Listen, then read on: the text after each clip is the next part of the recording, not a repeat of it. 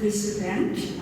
I'm going to tell you a little bit about this book that has just been published by Intellect Press in Bristol, England.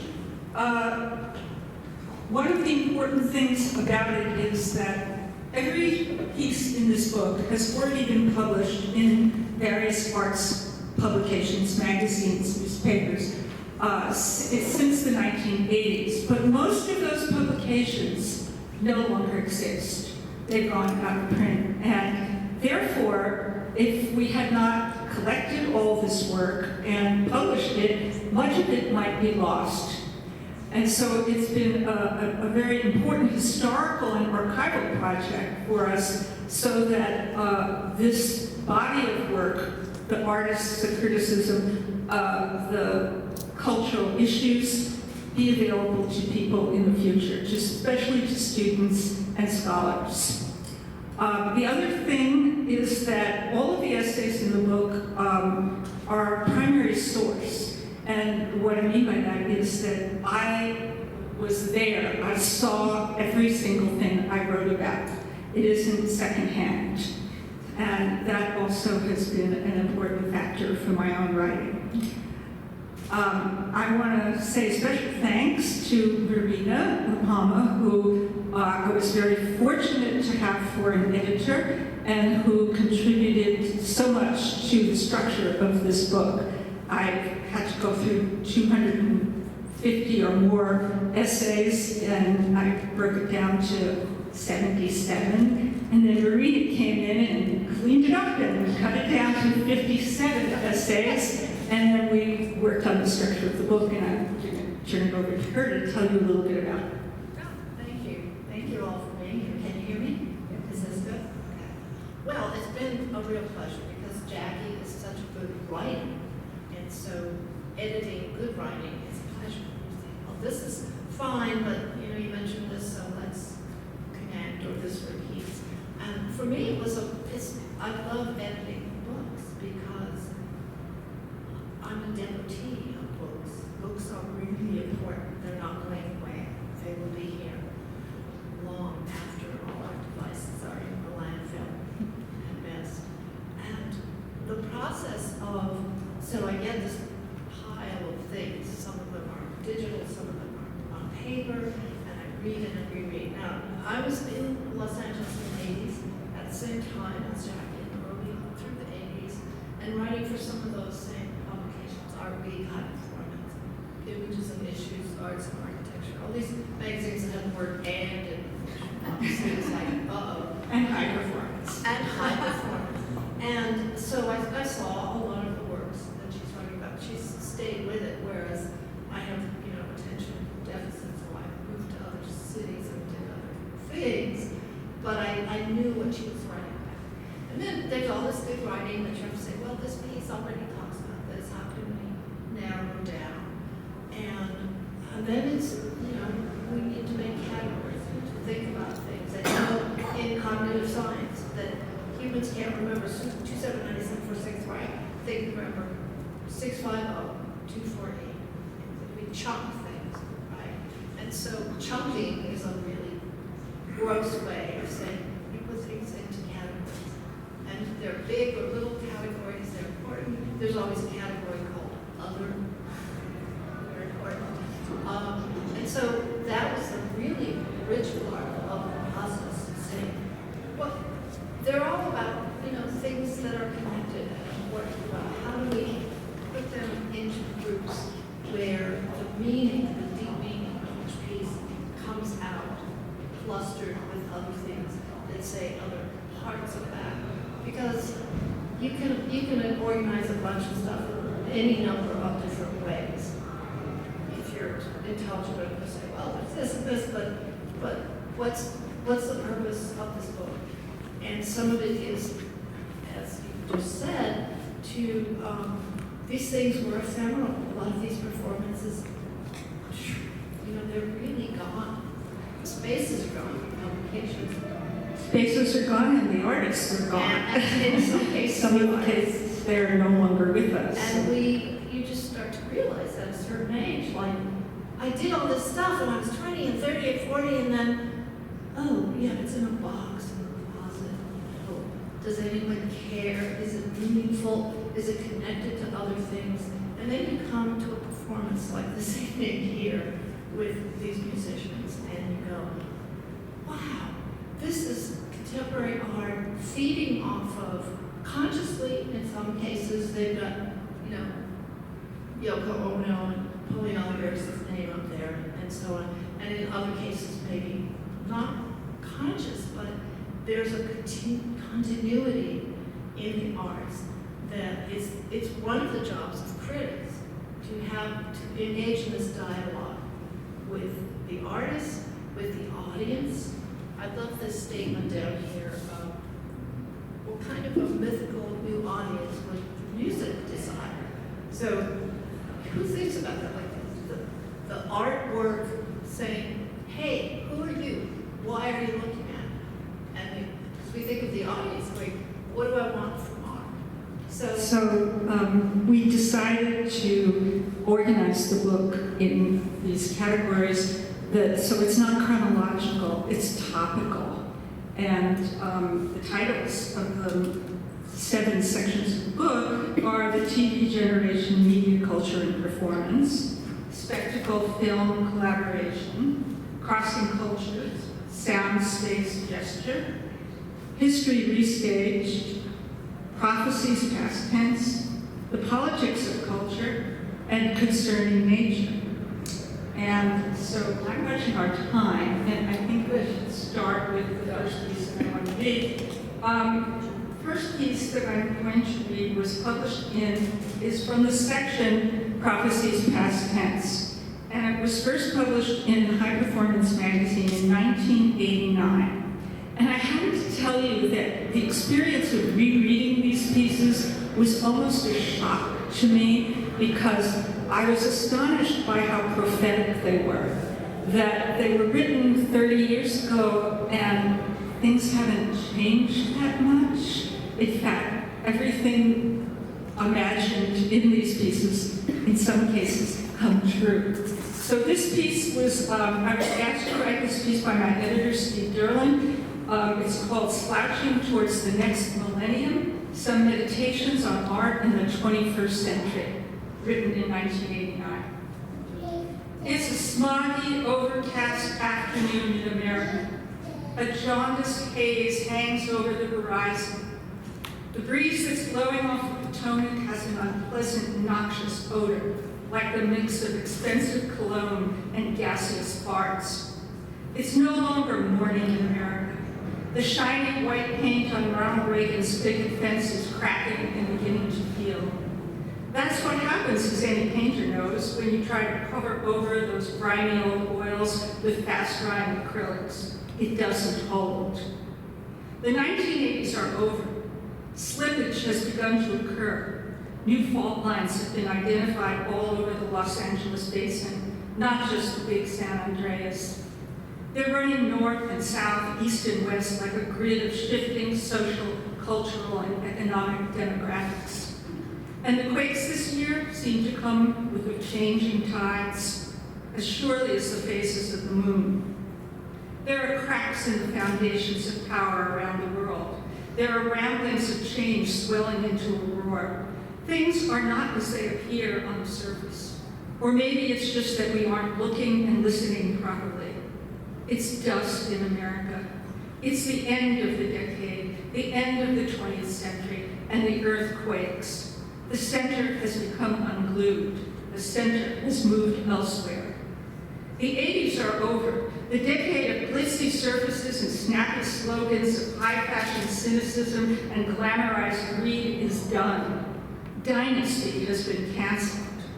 As Donald Custer put it in his critique of 1980s art, quote, "The opera is over." But it was a soap opera, a television infotainment docudrama, a decade-long maxi series, a retro fantasy, quick fix, hot flash, hyped up hit. As if wearing dark glasses could keep out the night. As if other voices would remain silent just because they didn't have the microphone. As if things could replace thoughts.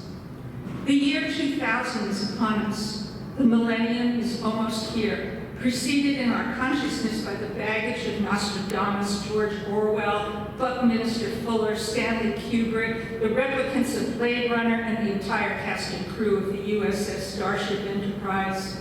Beam me up, Scotty, into the next century, into the next millennium. Now I'm going to skip to another part. Fast forward. 1989, the 80s are over. Everywhere else, the natives are restless. They're taking to the streets with raised fists and raised voices. They're sending messages across the borders on fax machines. Peter Sellers bops up and down on stage, his white hair standing out as if electrically charged by the energy his brain is generating.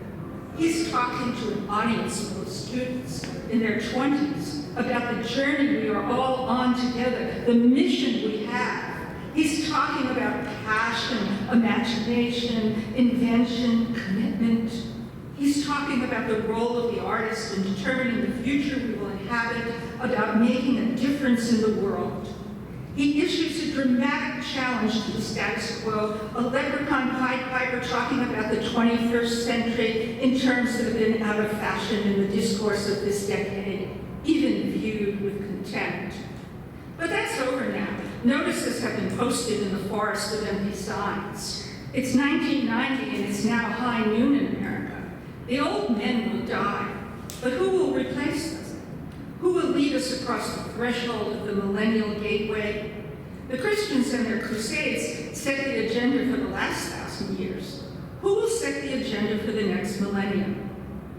An uprising of Japanese women that will shake the foundations of 1,000 years of tradition? Hordes of Islamic fundamentalists ranting dark age ideology while brandishing up-to-the-minute high-tech weapons? Greenpeace activists determined to save the ecology of the planet and lead us from self-destruction to life preservation? Righteous American Christian fundamentalists burning down libraries, museums, and Planned Parenthood centers? Telecommunications conglomerates? Chinese students? Enlightened extraterrestrials? Biochemists creating life in a jam jar in the laboratory? Genetic engineers, artists, writers, and intellectuals? Artists? Well, maybe in Estonia or Latin America or China, but not in America.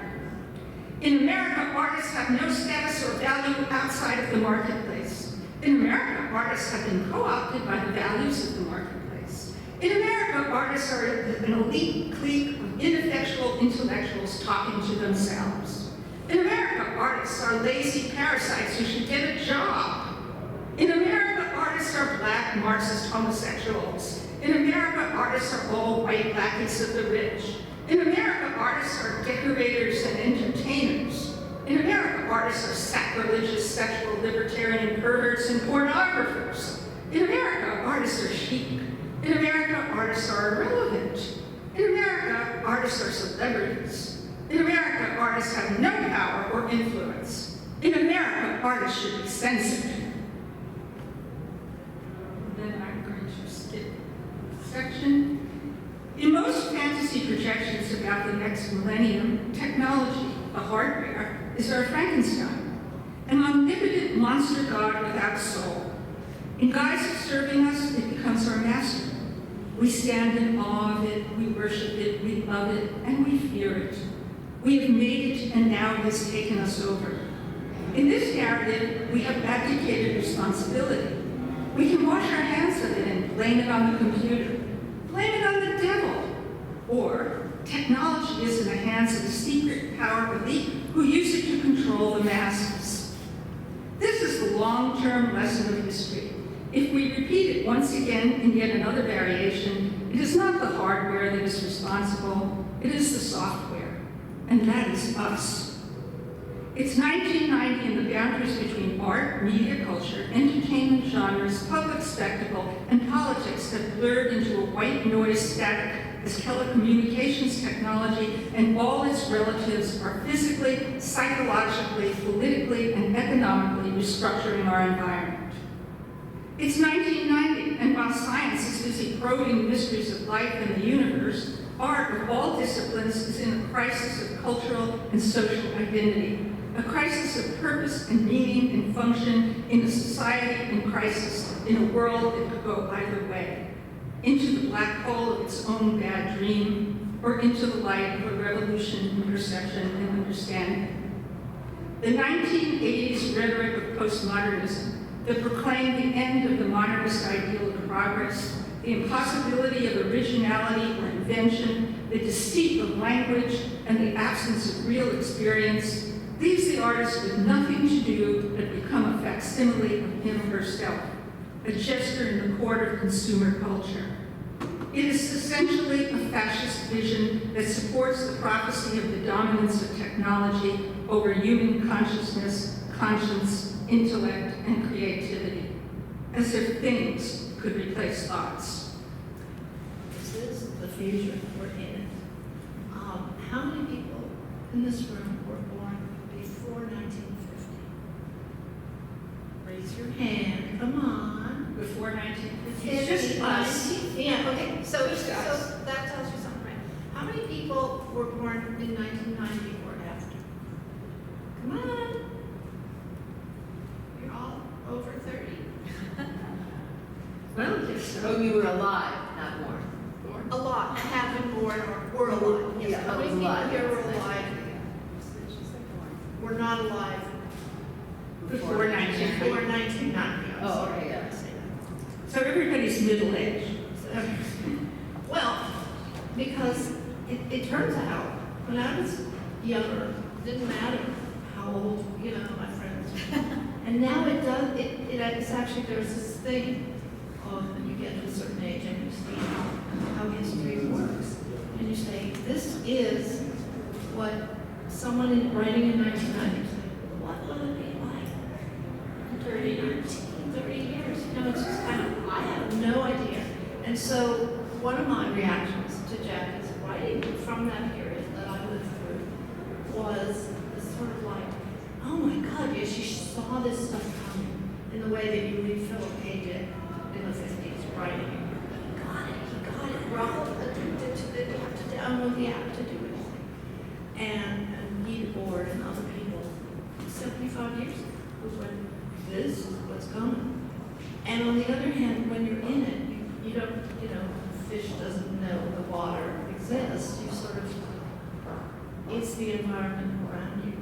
And I think I just find that more and more important as time goes by. I want to add that if I had written this piece, which has a lot of satire in it, it would not be published today. In today's publications, it simply It's wouldn't. very hard to get published. And the other thing is, Satire and irony are out of fashion. I know a few places, and I listen to those things like artists who are all black, homosexual, Marxist, or whatever, and you're like, what? But it's possible to take any one of those statements and go, that some part of that is true. And that capacity for us to hear ridiculous, outrageous statements, and art is basically a ridiculous, outrageous statement, and say, what part of that actually works? What is true for me? It's that capacity to be open to art. And I'm just amazed at how that keeps changing, and it keeps getting co-opted, and people do something amazing and creative and new and brilliant, and then it's just taken back into the maw of capitalism and products and things and so on. And when I was 18, it was like, I'm gonna go travel around the world, and now it's like Viking cruises. Things become commodified that were once genuine openness and experience.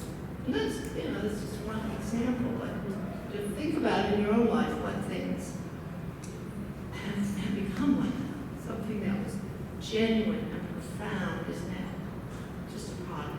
And that process has taken place in the art world as well, where Dada was this like, wow, moment.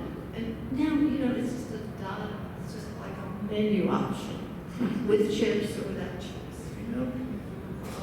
Well, to bring it back to the reality of the present, go Congo from 1989. I'm going to read a piece from 217. And this piece is about a work from 6 men in a group, and they're from the Congo. And a lot of people don't even know where the Congo is. Faustin Linyekula's journey from darkness to light. As Americans, we are repeatedly stunned, shocked, appalled by each new incident of a seemingly random mass shooting by some male loner motivated by personal rage and despair rather than ideological zeal. The most recent being Las Vegas, the one with the largest body count. Before that, there was Orlando, Santa Barbara, various other school campuses and public places, names faded in memory going back to Columbine. We wring our hands and shed tears of sympathy for the victims and their families. Speeches are made decrying the availability of military-grade weaponry. Voices are raised condemning gun culture. And then our lives go on with business as usual.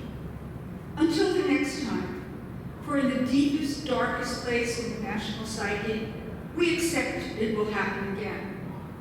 Some historians might argue that our nation was built on a foundation of violence and slavery from the outset. And if you are African American, more than a century of lynching, incarceration, and police brutality are part of your heritage. Except for those who have served in the military, to live with the daily violence and destruction of perpetual war and local conflict, as in the Middle East, Africa, and Central Asia, is for most Americans unimaginable on a visceral level. It is something we watch, pictures on a screen, not something we live in the middle of. We can turn it off. As for the Democratic Republic of the Congo, also briefly known as Zaire, many Americans have no idea where that is, or even care. For those that read books in their youth, the Congo may be recalled as that otherworldly locale of late 19th century colonial exploitation portrayed in Joseph Conrad's novella, The Heart of Darkness, which ironically became the inspiration for Francis Ford Coppola's Vietnam War epic, Apocalypse Now. In 2012, Jeffrey Gittleman, the East Africa bureau chief of the New York Times, described the Congo as, quote, a never-ending nightmare, one of the bloodiest conflicts since World War II, with more than 5 million dead. A land of spectacular natural resources, it is one of the poorest nations on earth. First made a colony by King Leopold of Belgium in 1870, it finally achieved independence June 1960, and under the name the Republic of Congo, only to be subsequently ruled and renamed by a few of Africa's most corrupt and repressive dictators, Mobutu Sese Seko and Joseph Kabila. A pawn in the Cold War and battleground of competing revolutionary groups from both outside and inside the country, the Congo has been, quote, rived by civil war, haunted by warlords and drugged-up silent soldiers, and called the great capital of the world by the UN. And yet, what is most remarkable is out of this, or in the midst of it, has arisen poetry, a belief in beauty and love and in art as one's highest calling, an act of salvation and redemption. Faustin Linyekula's Studio Kabako's performance, Sur la trace de dinosaur, In Search of the Dinosaur, is just such a transcendent and breathtaking work. Performed at Red Cat before a spellbound audience, it is an act of remembrance and reclamation. Pain, loss, and suffering are made palpable through the bodies of the 6 men in the company, but so are friendship, brotherhood, and love.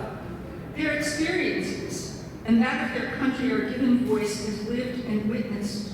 But unlike much of contemporary political theater in our Western postmodern world, it is done without recrimination, righteousness, or outrage. Quote, in the face of political corruption, child soldiers, and senseless death, was it possible to make poetry and beauty? Unquote. Linyekula asked himself in 2007. Apparently so, which leads us to wonder at how he found the way to do that. But then this work, although essentially political, is not simply a protest work. The creation and performance of Dina's art is a spiritual act, not just of survival, but of forgiveness. It embodies the triumph of the creative imagination over darkness, despair, and hopelessness. Out of the artist's journey of self-empowerment arose the necessity of reclaiming one's culture in all its diversity and richness and saving it from extinction in the wasteland of post-colonial's endless ethnic power struggles and political strife. Hence the name Dinosaur, with its reference to dinosaur, as in searching for something lost. It represents Vinye Kula and his Kisangani Studio Kabako colleagues' sense of themselves as the last of the tribe. Yet they do not present themselves as victims, rather as active participants, fully engaged in their own and their country's transformation. There is sorrow, but without the sting of acrimony. Despite the death of friends, incarceration, torture, and exile, remarkably, there are no sides taken in the presentation of unembellished historical facts. I'm going to skip to the last paragraphs after the description of what took place. What does it take to have the capacity to rise above all the brutality and suffering that surrounds you, to make something of such power and beauty? Sheer force of mind and will? A moral imperative so strong it conquers fear? A deeply held spiritual belief in beauty, poetry, music, and dance as an essential to the life of the body and soul?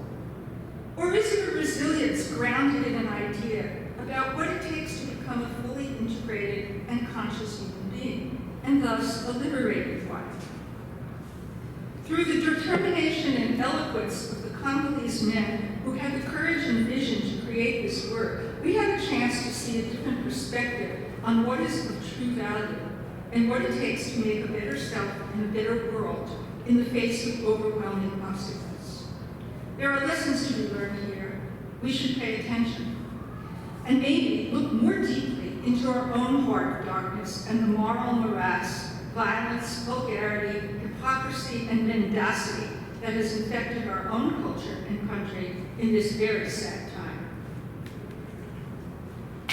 So that's one of the threads that go through this book and that we wanted to try to pull out is you start with performance art and sort of white women in the U.S. saying, what about my experience? I'm going to make performance art about that. And you move through decades into a moment where all over the planet, it's going to be global, it's going to be great. Things are global. And so now it's like, how do people have this resilience to survive in certain societies where things are so awful that my problems seem ridiculously irrelevant? You know, my dishwasher broke. I mean, these are people who have been raped and killed and seen their families destroyed, and yet they still have a belief in the power of art and their creativity to produce something that speaks to other humans without regard to what color their skin is or who they are. It's like, there's this thing, I'm a Buddhist, so it's like, you know, there is suffering. There is the truth of suffering, and then what are you going to do with it? What are you going to do about it? And here's these people in the Congo, which is really one of the most brutal places on earth. And you know, just it's like, oh my God, what, you know, how can you survive that? And yet there are human beings there who just go, yeah, but I'm going to do something creative. I'm going to love someone. I'm going to survive. And that's the lesson for us in the first world and the art world. It's like, my life compared to theirs, yeah, I have problems, but what can I learn from the kind of power of raw creativity and resilience of human beings going, whatever is happening, I still have this urge to create, to express something. And that's part of the process over these decades of seeing that, it's not just a little dialogue among people in one society, but who's out there, who's really has something to say. And luckily, there was a historical moment when it came to Los Angeles and performed somewhere where Jacki could hear and see them. But I think we need to think that way, is where in the world are there artists and human beings who have something to say that we can shine a light on or help them, bring them to everyone. Well, that kind of brings us to the last short piece and the present moment. The very last essay in the book is from section 7 concerning nature. And I chose to read this one as the final one because it's about a very, very important and beautiful piece of work that took place right here in Santa Barbara by perhaps one of the most important artists in Santa Barbara from my point of view. And it was called Entangled Waters. Humanity has so far played the role of planetary killer, concerned only with its own short-term survival. Edward O. Wilson, The Future of Life, 2002. Under the deluge of political madness that dominates the daily news cycle and the constant state of anxiety it produces, it is easy to forget about the other long-term crisis that is of even greater magnitude: climate change and the state of the natural environment. The spectacle of tyrannical corruption, deceit, and abuse of power by a leader untethered from reality has a more attention-grabbing impact than that of the gradual extinction due to ecological destruction. And yet, they are the outcome of the same underlying system: systemic disease, humanity's predatory instincts, and arrogant pursuit of shaping the world to its own needs, desires, and image. Thus, it is no coincidence that choreographer and award-winning filmmaker Robin Bissio, whose work has been engaged with environmental issues for several decades, would conceive of her latest project the day Trump took office. For Bissio and her collaborator, intermediate artist, and cinematographer Ethan Turpin, it was a, quote, call to arms. From that day forward, we have witnessed the denial and ridicule of scientific facts, along with the insidious undermining of environmental laws and the dismantling of the Environmental Protection Agency, EPA. It is taking place quietly in the wings, while the Russians and the porn star hold center stage, along with the verbal garbage spewing forth from the president.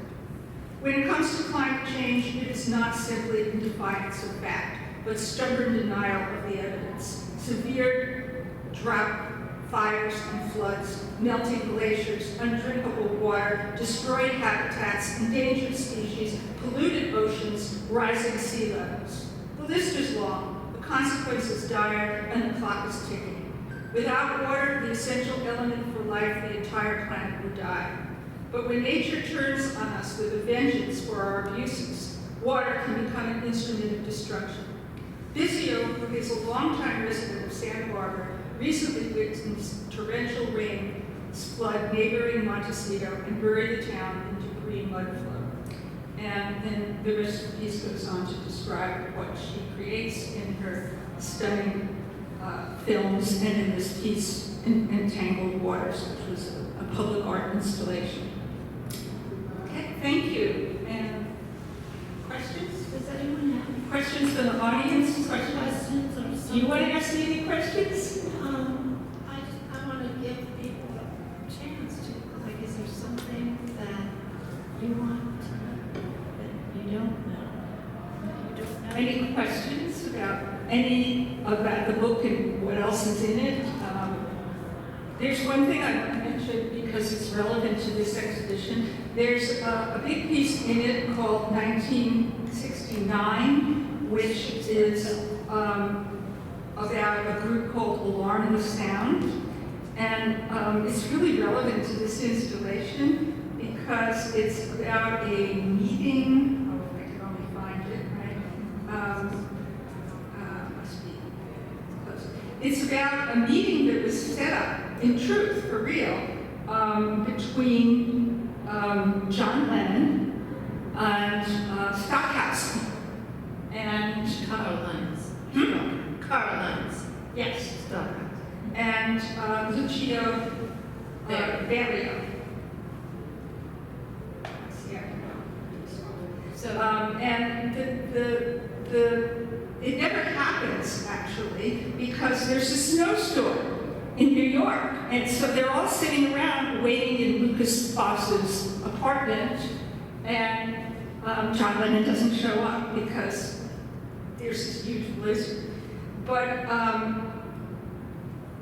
it's called 1969 Speaks for Itself.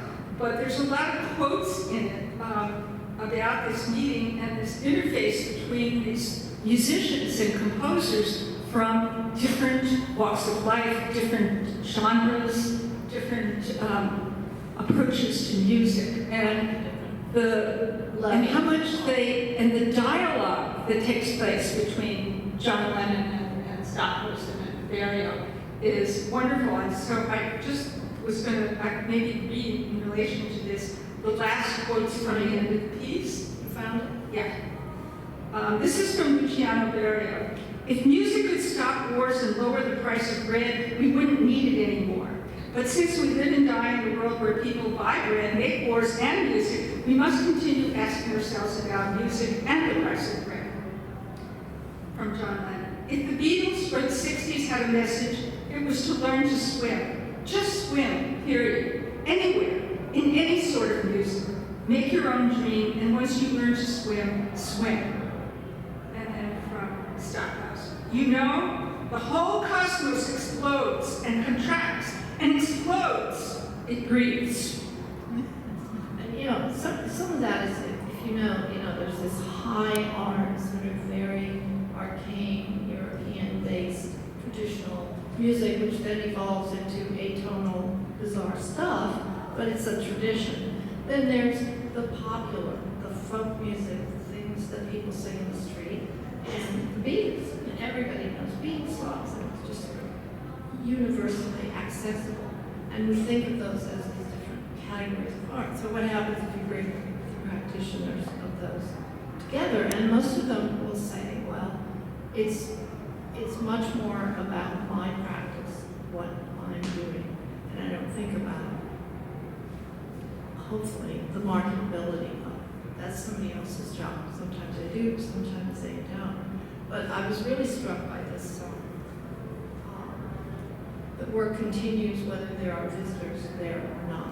If you make a certain kind of work and 100 million people like it and you get a nickel from every one of those people, you have a lot of money. But if you're compelled to make art, which most real artists are, I have to do this. I've always been this person. Then if nobody comes, you're still going to do it. It still exists, and you're making a meaning that, kids 40 years after you're dead will go, there's this idea, I just had it. Maybe they don't even know that, things that you've encountered in your life and that hit you, and you saw them out of the corner of your eye, and you have this idea. I encountered that in the avant-garde music world. I was like, what if you had microphones? They have this problem, it's feedback. And they went, go in the tape library, pull down the tape, and listen to a piece called Feedback. So it's like people are plugged into a stream of ideas in a field. They may or may not know but they're advancing as much as science. To me, you need a dialogue in the arts about what is that? Why is it good? What we're trying to do today work? Is that worth doing? As much as in science and peer review and all that. It's very different looking, but it's just as important. And actually, John Lennon and Stockhausen were talking about doing a concert together. Their music was the place where composers and musicians converged across the boundaries of genre, culture, and generation to speak for the present and to the future, to make history and leave a legacy. So they were going to come together and have a concert. And that's kind of basic. Yeah. So a lot of memes and ideas and things have, it's sort of a life their own. And as an artist, I thought, it's like, why am I doing this? I could be out, enjoying myself, but I produce something and I don't know what its afterlife will be. So does anyone have any questions? That anything? Yes. You can interpret this question however you want to answer it, but I'm curious about your process, and I find all this information so rich and inspiring, but how do you, with such so much information, how do you structure your process, or what's kind of your way of connecting to something that inspires you and then communicating it like in this form that you have? Of course, in over 40 years, I've seen a lot of work, both in New York and Los Angeles. And I go to see a lot of things, and I select things that inspire me, that speak to me, because I believe that that piece of work has something important to say beyond just, oh, a pleasant evening, that was nice, or that was pretty, or whatever. But the work is meaningful and needs to be talked about. And then there's the larger context that it's in. So I'm not writing reviews, I'm writing pieces about those works within a larger cultural context. And so the issues change over the years. And in the 80s, you can see there's a difference in the writing. In the 80s, it was much sassier, a lot more satire, a different kind of tone, a different era, a different atmosphere to publish in, different kinds of work.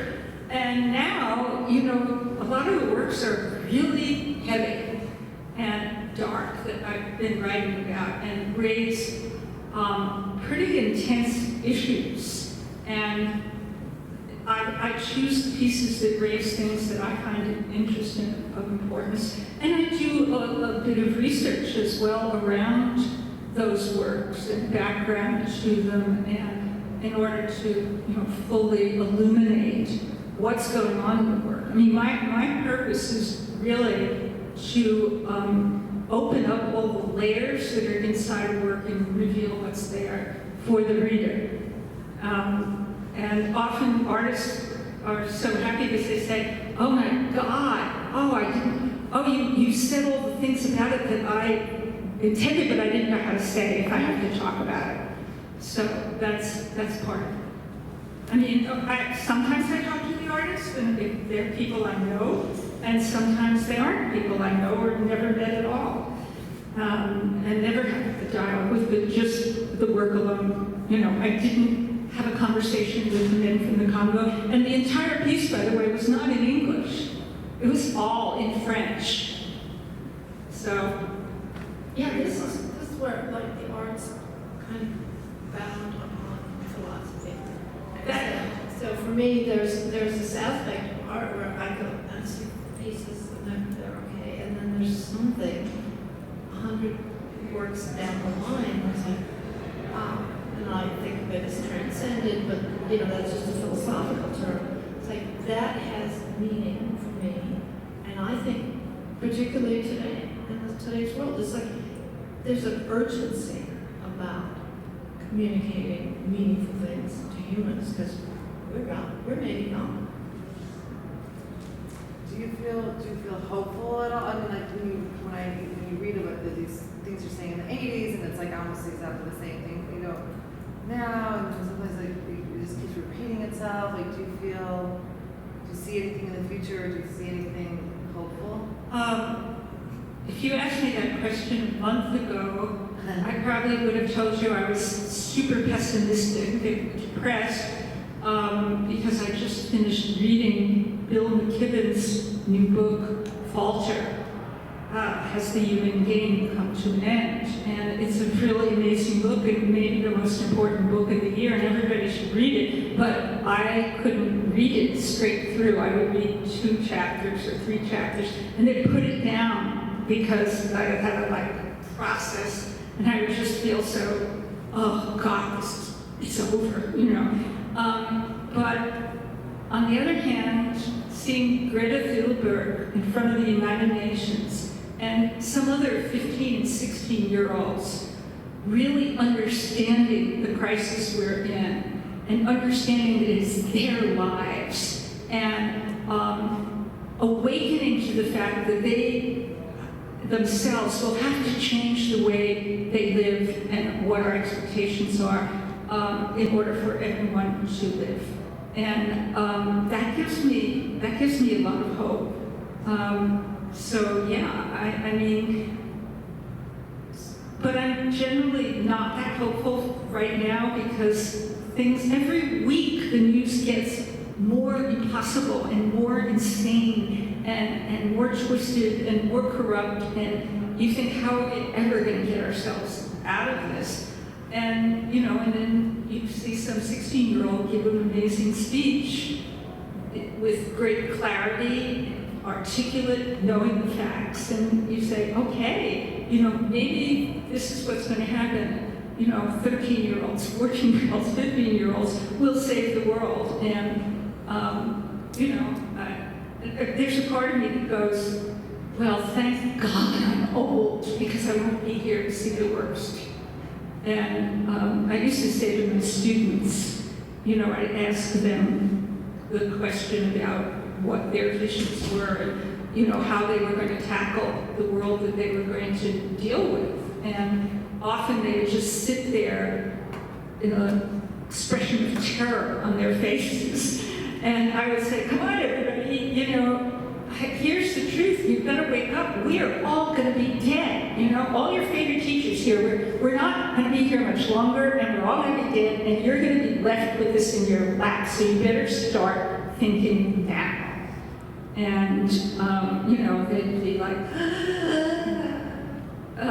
but it seems like 14 and 15-year-olds have got the message in a different way. So, yeah, that makes me a little bit hopeful. Not a lot, but some.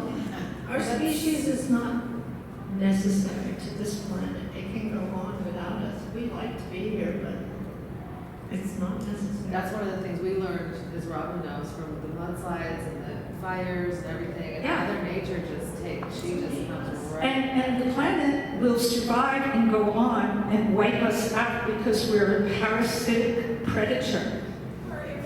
You're on such a wonderful note of hope and hopefulness that I would On that hopeful note. Jackie, let's go have you sign books. Yeah. Okay, I hope I will be outside. I will sign all your books. I hope you all buy one and have a really good read. And maybe even come and see things. Come see things here. Come see things in LA. This has been a really wonderful show and should have a big audience. Thank you So so thank you so much. much for being here.